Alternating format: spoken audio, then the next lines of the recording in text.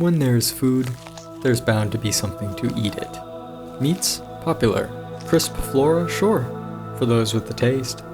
But how about rotten flesh and cracked bones? Or actual trees, even the wooden beams of your house? As long as it's remotely organic, there is one dragon who will devour it all. The Rattle Dread. I'm Sawyer Lee, and welcome back to the Dragonslayer Codex. This video's arrival is a little slower than my normal schedule, and that is due to most of my energy being aimed at finalizing my own LLC and Kickstarter. But regardless, I wish to keep the ball rolling here, so without further ado, let's cover this beast.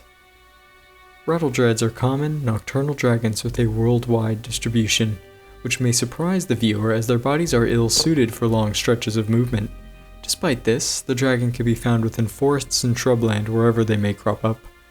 Most notable about them is the presence of a regal mane of spikes, which protects the neck of this species and, to save space, are hollow. Curiously, there exists lattices of blood vessels within each one, and the dread can flush them with blood to regulate its body temperature, another adaptation which has helped with its adaptability in new habitats. These spines clank together like wood chimes as the beast walks, broadcasting its presence as an intimidation tactic to other scavengers as it arrives at a food source. The rattling of the mane in the dead of night is what earned this dragon its name, as these beasts are infamous for tracking down and gutting villages that they find. Human habitation, as we've covered prior, is underground. Giant cities nest deep beneath mountains, and small towns extend only a few meters down. This has kept them safe from many predators, but the Rattle Dread always finds them. How? Well, take a look at the head. Massive and robust, the nostrils are notably large. Rattle Dreads have what is considered the best sense of smell among all dragons, and they are drawn to trash yards and other side effects of human habitation. Many villagers will tell their children that good hygiene will keep the monsters away, and as those kids age, they will realize just how true that is. The head is host to stout horns and a massive jaw, both excellent at cracking through walls and into ceilings, and have been known to chew tree trunks into pulp with enough gnaw. Their club tail, fast swinging and fierce, shatters skulls like glass. When a group of Rattle Dreads converge on a poorly hidden settlement, they leave nothing left. They'll eat the walls, cabinets, forges, glassware, weapons, clothes, and of course those wearing them. I mentioned how these beasts are less than agile. Their wings are thick like treated leather, supported by rungs of cartilage that support the beast in the air, much like its larger relative, the Great Kinsbane. This dragon prefers the ground to the air, and primarily uses these tough wings as shields, with which deflect the sharpest of arrows or the fire breath of rivals. Usually, the dragon walks and stands in a bipedal position, but when turning its large body or launching into flight, it will comfortably use its wings to support its upper body weight.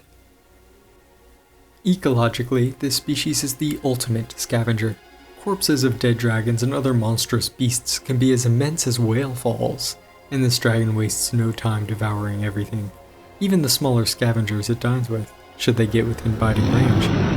If no corpse is available, they will wander the forest. Plants snag on their mane as they travel, adding camouflage to this hefty beast. They may wait an entire day before lunging at the nearest animal that shows its face, as many small creatures use the forest as cover from other large dragon species. On the rare occasion that the Rattle Dread cannot digest something, it stores it within a large crop directly connected to the flame gullet. Like a ruminant, it will repeatedly regurgitate the material to chew it again before swallowing. This rounds them into pellets, hardened by dragon teeth, then repurposed in the breath weapon, a fiery scattershot. Like a shotgun, it is deadly at short range. These expelled pellets not only get rid of the waste product of digestion, but shred through targets as if they were paper. Unpredictability is the most dangerous aspect of this. Depending on how much they eat, a given Rattle Dread has any number of ammunition within its throat, making the slayer unable to know when to change tactics. But that is the least of their worries. The biggest threat is numbers. They cannot fly fast, lumber on the ground, and are clumbering with both. So how did they dominate the forests of the world? Through an efficient reproductive system. Combining an RNK-style reproductive strategy, rattledreads lay hundreds of eggs in a clutch and can breed year-round.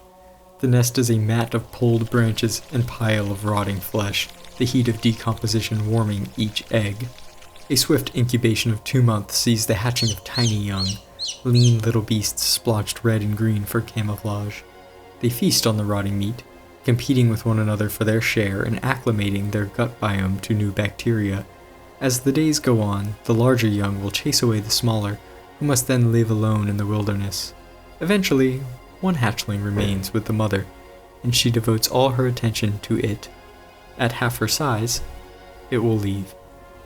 Hatchlings are well equipped to survive alone, better flyers and swifter than their parents, which helps as many can be cannibalistic. The rest who are chased away will go on to inhabit a wide area of land, grow up, and sire young who will do the same. This radial expansion is how rattledreads dominated the world. Now onto battle tactics. It is no surprise that human conflict is a constant when dealing with this species, and it is often one of the first truly deadly dragons a person will encounter.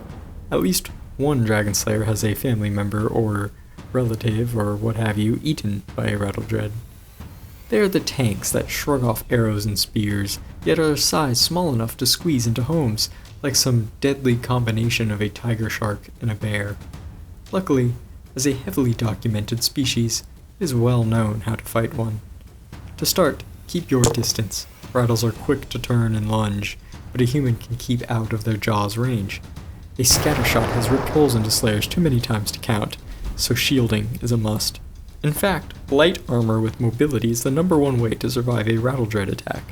Outpacing and exhausting it are keys to whittling down its energy. Poisons do not work, as they can endure the most toxic of materials. Rather, focus on getting it stuck somewhere. A tight hallway, ravine, under a heavy tree, or even drowning via blocking its head underwater are viable strategies. Work in a team and keep it distracted.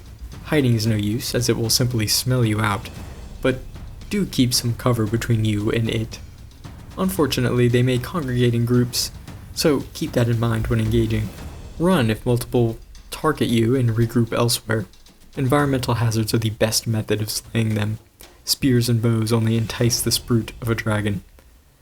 An interesting case of human-dragon relations comes about in the case of a wounded elderly rattledread named 6 Cigars by the locals. He was a dark brown in color with a blackened muzzle, and was named for the constant churning of cinders from his throat, caused by a diseased flame gullet. A broken leg and wing that healed wrong made him unable to give chase or attack in a sudden way, but his size let him steal carrion from younger rattles. This disability made him famous, and the townsfolk throw a yearly celebration of him to mark another year he lived. In it, they toss foodstuffs, flowers, and wreaths from a distance, all of which he eats. They create papier-mâché representations of him and light candles within to mimic his condition, and sing songs of made-up stories, each more absurd than the last.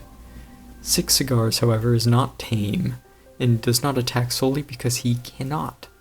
Other taming methods, with babies raised by hand, end in the handler being promptly eaten the moment the dragon is larger than he. Sometimes you can't force. The embodiment of a survivor, rattledreads are perhaps the most successful dragons in the world, ecologically speaking.